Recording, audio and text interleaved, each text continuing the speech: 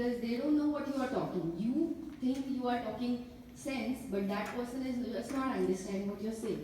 So in 2009, when I came across all these senior citizens who kept asking me, "अरे हे कसं करायचं? हे तर काही आपल्याला जमतच नाहीये," things like that. So I realized that there is a lot of scope to teach such people. And after like getting some passionate phone calls from them, for them to just pick up a phone and call me takes so much courage, like to muster so much courage and call me at 80 plus and 70 plus. They are calling me with with an urge to learn something new. It's very difficult for them. It's very easy for me to pick up the call and say, "Hello, phone bolta." It's an everyday call for me. But for them, they have thought about it that, "Oh my god, this is a very intimidating gadget.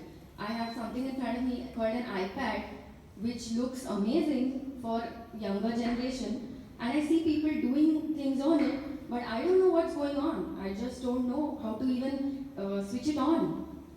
Simple things like, हे button काय करतं? हे छोटं button एकच button? एवढ्या मोठ्या आयपॅडवर एकच button? What is this going to do?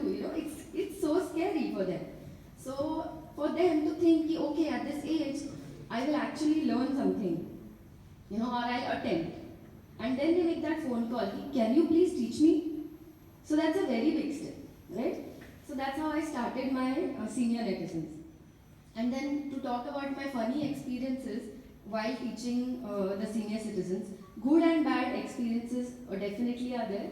But while teaching them, one of the funny incidences that I remember is, while I was teaching a group of senior citizens at Arthashri, which is an old age home. So while I was teaching there was this person who was 85 plus, and he would attend the class regularly. He would come in time, he would attend it regularly. And my class is like a duration of 1.5 hours. So while attending the class, after 2-3 days, I noticed this gentleman is happily dozing off to sleep. So his eyes would shut towards the end of the class.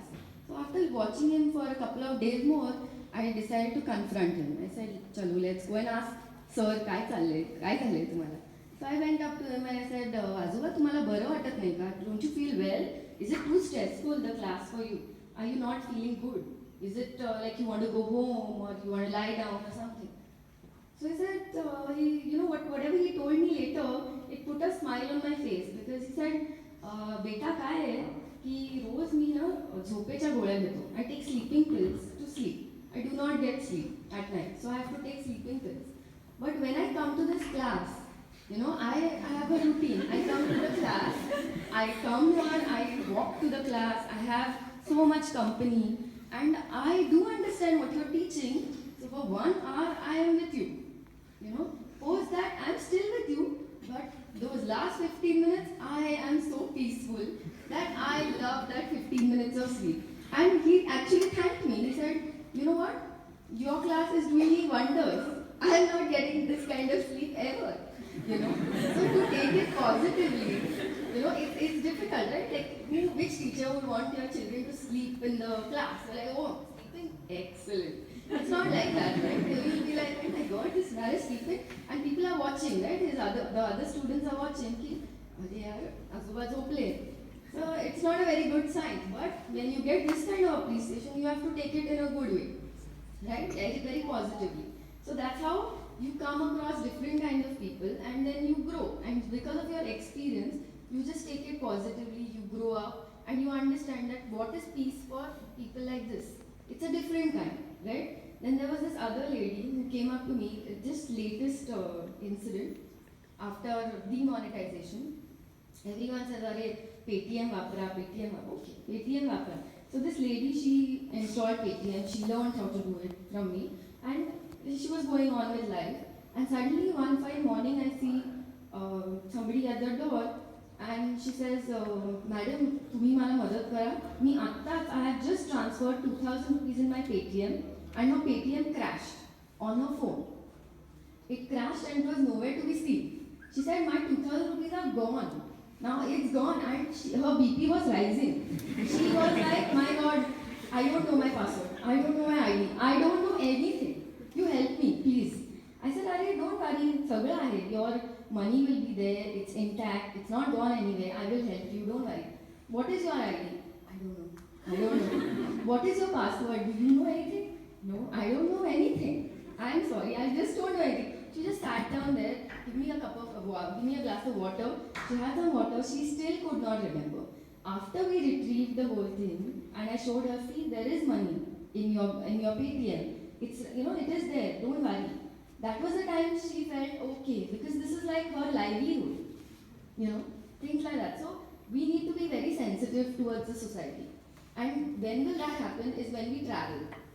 Also, when we take it upon us that when we absorb different experiences from our travels, we will see that technology is not something we can totally depend on. You know, I'll give you some of my experience while traveling where technology has hit me in the face. You know, it's like, chaila kai, you know, things like that. Because I remember I had gone to Portugal once, and we were thinking of going to this monastery on top of a hill. So we took an Uber from the station, and you know, you think you're so cool here, you know everything, wherever. So you take an Uber, you are like going up that monastery, or you go up a hill, and you know, we are admiring, wow, like this hill is beautiful, काय steep है, कितनी वर्ती है, कितनी सुंदर है, so beautiful. So we are traveling in Uber, driver is amazing, काय drive करता है वगैरह, and we reach on top of this hill. We go up and then we look at the views of the city and we say, wow, this is super. We click some pictures and the usual ooh, wow, all that happens. And then it's finally time for us to catch the train because we have to go back to the station. That's when we realize, oh wow, we don't have network to call any Uber. So, and we are on top of this hill which is like really high. So we said, okay, my God, what do? So the next thing we thought is, let's be smart and let's start walking down so we get network. Okay? So we start walking down, we climb down a little bit, we get network. As soon as we get network, we are like, okay, now we are absolutely in charge, right? But nothing doing because there, wherever your location is, the pin doesn't drop. Okay? Usually the pin drops, right, on the Uber. It doesn't drop and it shows you everything in Spanish.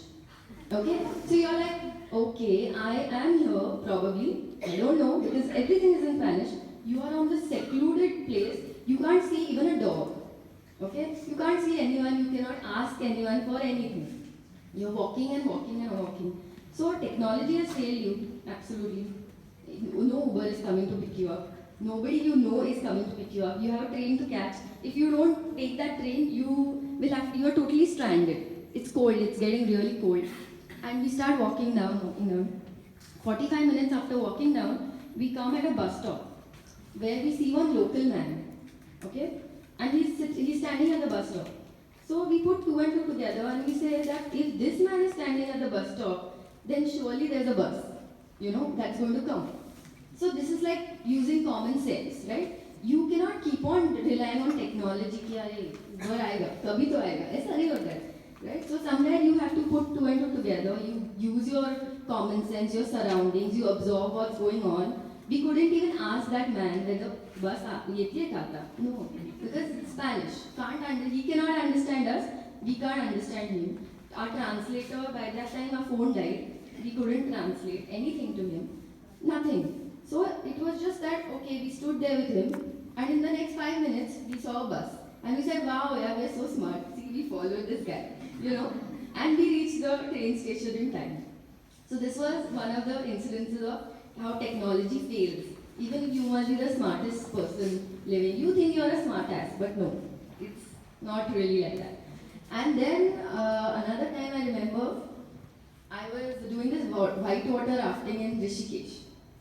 And we had a great adventurous day. And next day I convinced my husband, I said, no, we have to go shopping, we have to go shopping. Sir, अरे यार ये आप छोटा town मध्ये काय shopping करणार आहे? I said, I'm not saying I want to shop in this town. I want to go like 200 kilometers away. There is this beautiful katha work which is embroidery done on saris, and it's very famous in India. So I said it's famous in Rishikesh. So we have to go there and we have to see that industry. So he says, fine. Finally he gives in to what I'm saying and he said, okay, let's take a taxi and go. So we take a taxi and I immediately Google Rishikesh Katha is what I Google. And Google quickly gives me like, yes, this is the place to go. Okay, fine. So I tell him, see, this is the address, this is the industry, we have to go here or there. So nicely 200 kilometers away we are traveling and stuff, and I'm like dying to see like these amazing saris and hoping to buy at least two or something like that. Now we reach there at the industry, and then there's this guy, this watchman standing there and chewing his betel leaves, and he's like, I tell him कि भैया वो काथा सारीज देखना था तो अंदर जा सकते हैं. So he said, so I said, what are you saying? Like I am.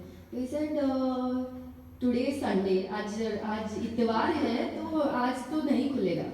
So I said, अरे यार, that I should have thought of, but okay, fine. तो इतवार है. So I said, boss, we have come from very far. I explained Poona से बॉम्बे के पास इधर उधर. Sir please थोड़ा दरवाजा खोल के एक स्टोल तो खरीदना है, कुछ तो खरीदना है.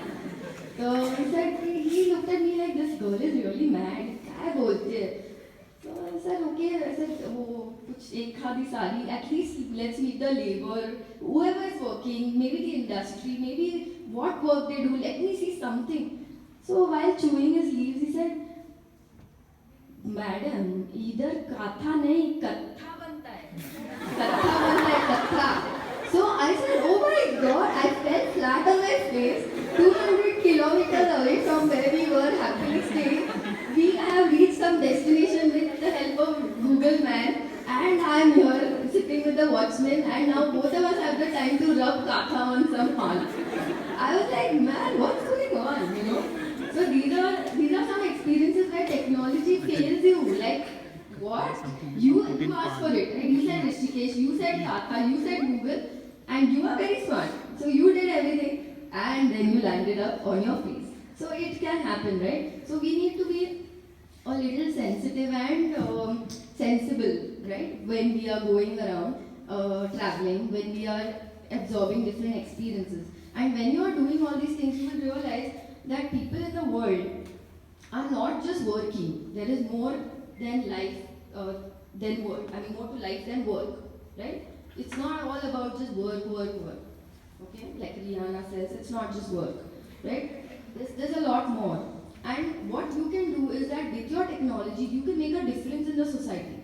You don't have to just be there at the workplace. You know, when you travel, you will see that people are following different causes. They might just pick up a hobby class on a weekend.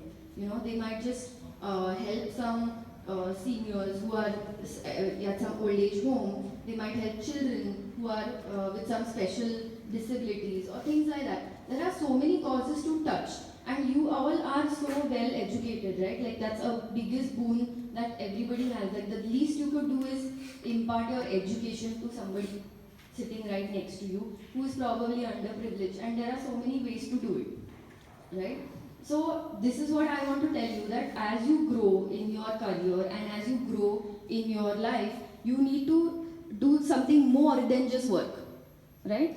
And that's how that will make you a smarter, adventurous and a better person and a very attractive person, because you will be a very satisfied one. You will be so content with life because this is all that it's going to give you from working more than working, right? Working outside your workplace. And you as an employee or as an entrepreneur tomorrow, what you can do is that in your workplace you can gather a crowd. You yourself can do these leadership things where you gather a crowd and you make a difference in the society.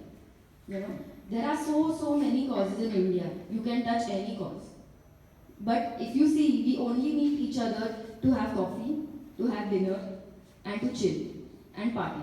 So we do that. But then other days of our life, beyond work hours, what do? Nothing.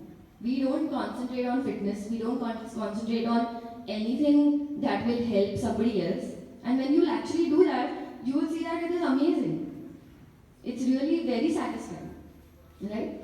So the last thing I want to just wrap up my speech is that once I met this rich old lady, and she said, I have accumulated a lot of wealth. So would you like to hear about it? So I said, yeah, sure. She's like, you know what? I accumulated a lot of wealth, but I'm still not happy. So how can that be? So let me tell you. So she says, see, I am already 90 years old and I have silver in my hair, I have gold in my teeth, I have crystals in my kidney, I have lead in my butt, okay, and I have iron in my arteries, I have sugar in my blood, and I have an inexhaustible space to store gas in my body. And I could die any day. But am I really wealthy with all this? Right? I'm not. I have all this, but I'm not wealthy. Have I lived my life? No. So don't do that. You are all still young. You have so much to explore. I just want to say, just go, set yourself free, and girls rock. So just do something about it. Okay, thank you.